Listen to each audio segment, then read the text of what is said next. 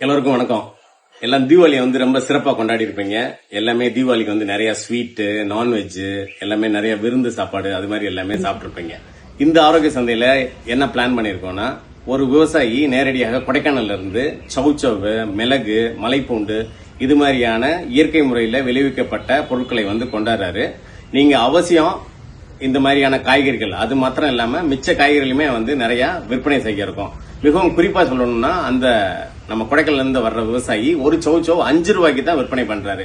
அதுதான் இந்த டைம் ரொம்ப ஒரு சிறப்பான விஷயமா இருக்கும்.